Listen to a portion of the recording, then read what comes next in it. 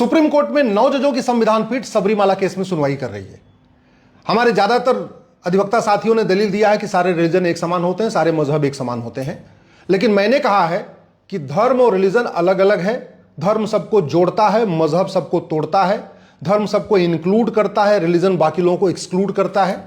और हमने यह भी कहा है कि जो भारत के पंथ हैं और जो विदेशी पंथ हैं, इनमें भी बहुत अंतर है, क्योंकि एक बार बार बार कही जा रही है कि सारे रिलीजन एक समान। हमारा कहना है सारे रिलीजन एक समान नहीं होते, और ये बहुत क्लियर है कि आप भी अगर गूगल करिए 5 tenets of Jainism, 5 tenets of Buddhism, 5 tenets of Sikhism, 5 tenets of Islam, 5 tenets of Christianity, तो आपको भी पता चलेगा कि नहीं, सबके टेनेट्स अलग अलग हैं और ये रिलीजन भी अलग अलग है।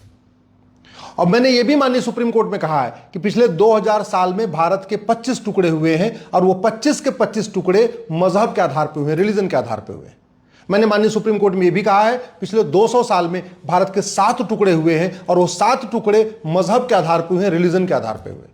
इसलिए भारत के जब ये सबरीमाला केस में फैसला आए तो इस बात को भी ध्यान में रखा जाए कि बाद में हमें कैसा भारत बनाना है।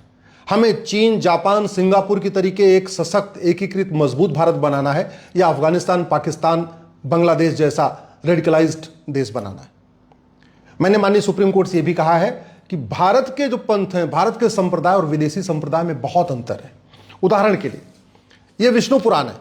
विष्णु पुराण में कहीं नहीं लिखा हुआ है कि केवल भगवान विष्णु की पूजा करो, केवल भगवान विष्णु ही पूजा योग्य हैं, केवल विष्णु पुराण को पढ़ो। जो विष्णु पुराण को पढ़ेगा, भगवान विष्णु की पूजा करेगा, वो तो स्वर्ग में जाएगा, और जो नहीं पढ़ेगा वो नर्क में जाएगा। कहीं नहीं लिखा हुआ है। इसमें यह भी नहीं लिखा हुआ कि जो भगवान विष्णु की पूजा नहीं करते उसको मारो, काटो, उसको कन्वर्ट करके उसको वैष्णव बनाओ। कहीं नहीं लिखा हुआ है। मैंने माननीय सुप्रीम कोर्ट में यह शिव पुराण दिखा के कहा है कि शिव पुराण में कहीं नहीं लिखा हुआ है कि भगवान शंकर ही पूजा योग्य है, केवल यही ग्रंथ ठीक है, जो शिव पुराण में लिखी हुई बातें यही ठीक है, और जो भगवान शंकर की पूजा करेगा वो स्वर्ग में जाएगा, जो नहीं पूजा करेगा नरक में जाएगा। और जो लोग शंकर जी की पूजा नहीं करते उनको मारो, काटो, उनके साथ जैसे भी करके उनको कन्वर्ट करके उनको शंकर जी का पुजारी बनाओ। मैंने कही ये बताया माननीय सुप्रीम कोर्ट को। मैंने माननीय सुप्रीम कोर्ट में रामचरितमानस भी दिखाया है और कहा है कि इस रामचरितमानस में या रामायण में कहीं नहीं लिखा हुआ है कि भगवान श्री राम ही केवल पूजा योग्य हैं, बाकी और कोई पूजा योग्य नहीं है। केवल यही ग्रंथ ठीक है, बाकी सारी ग्रंथ गलत हैं।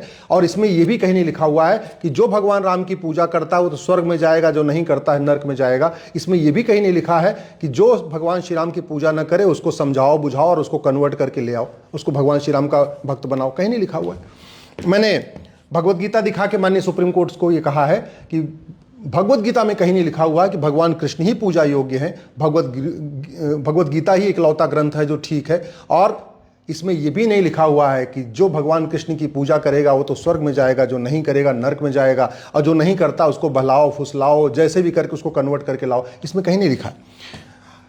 ये दुर्गा सप्तशती में कहीं नहीं लिखा हुआ है कि केवल दुर्गा जी ही पूजा योग्य हैं, केवल देवियां ही पूजा योग्य हैं। जो न पूजा करे, जो पूजा करेगा वो तो स्वर्ग में जाएगा, जो नहीं करेगा वो नरक में जाएगा। और जो दुर्गा जी की पूजा नहीं करता उसको मारो, धमकाओ, जैसे भी करके उसको कन्वर्ट करके लाओ। कहीं नहीं लिखा हुआ है। ये आर्य समाज का सत्यार्थ प्रकाश है, कहीं नहीं लिखा हुआ है इसमें कि आप जो आर्य समाज में जो सत्यार्थ प्रकाश में लिखा हुआ है यही सत्य है, केवल वेदों को ही मानो, केवल प्रकृति की पूजा करो। और जो नहीं आर्य समाज को मानता, इस ग्रंथ को नहीं मानता, उसको समझाओ, बुझाओ, ले आओ, उसको कन्वर्ट करो। कहीं नहीं लिखा हुआ है।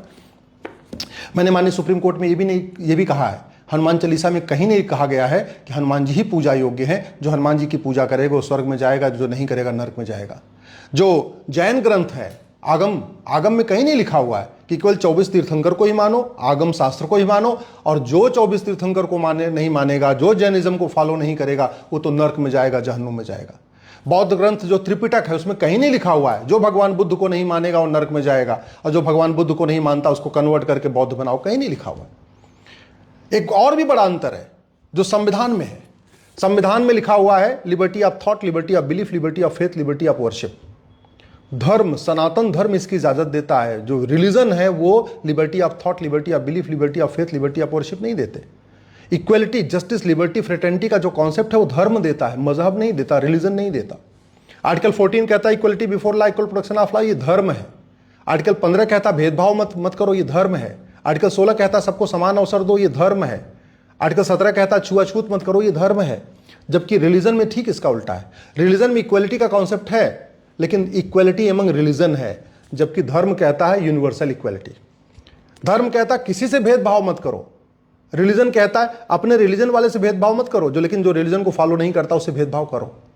आर्टिकल 16 धर्म कहता है सबको एक समान अवसर मिलना चाहिए, मजहब कहता है नहीं, जो अपना मजहब फॉलो करता है इसको समान अवसर मिलना चाहिए, जो अपना मजहब नहीं फॉलो करता इसको समान अवसर नहीं मिलना चाहिए।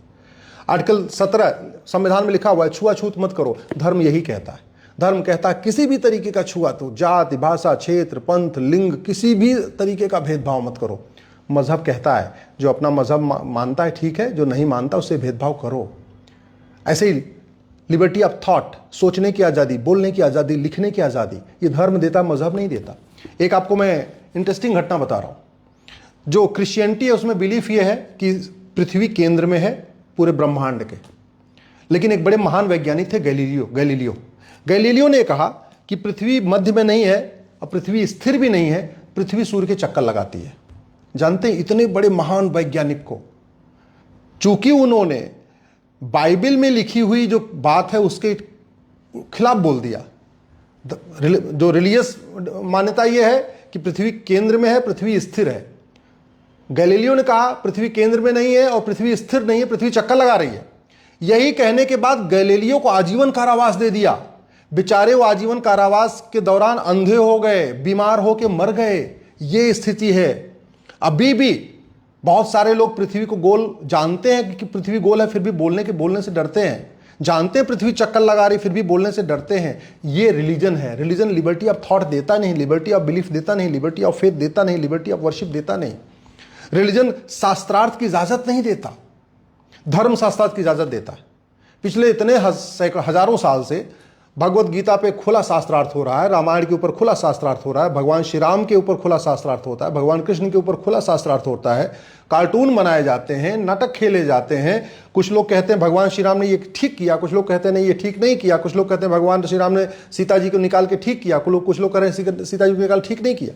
इतनी छूट है। सनातन धर्म में, भारत में तो शास्त्रार्थ की परंपरा रही है। विदेशी रिलीजन शास्त्रार्थ की परंपरा नहीं देता, विदेशी रिलीजन वैज्ञानिक सोच की परंपरा नहीं देता, अनुमति नहीं देता। विदेशी रिलीजन तर्क करने की अनुमति नहीं देता।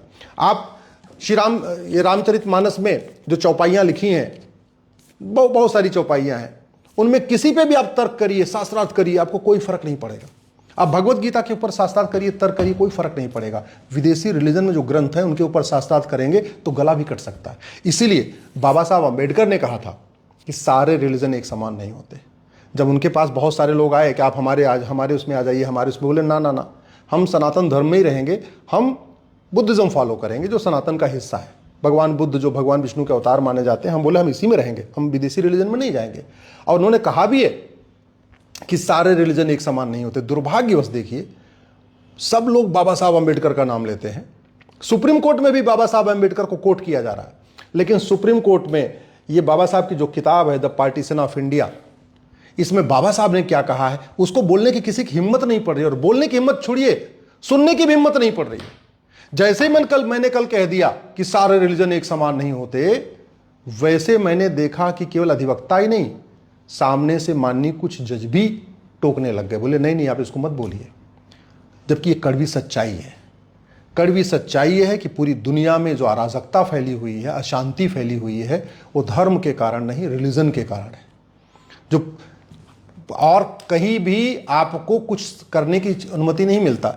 एक ये डॉक्टर साहब है, इन्होंने किताब लिखी है शुद्ध गीता।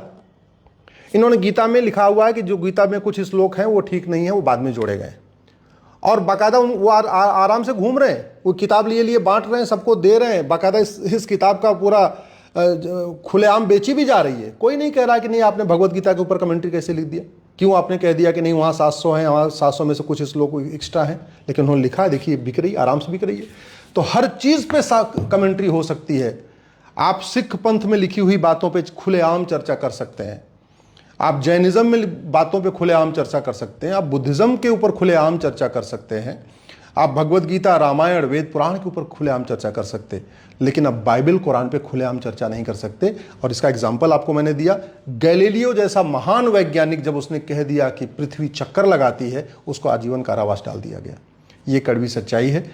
अब आप खुद तय कर लीजिए कि धर्म और रिलीजन अलग अलग होता है कि नहीं, और भारत के जो मजहब हैं और विदेशी जो मजहब हैं वो अलग अलग होते हैं कि नहीं है। जैसा कि कुछ लोग कह रहे हैं सारे रिलीजन एक समान, क्या ऐसा है क्या? कमेंट सेक्शन में अपनी बात जरूर बताइएगा।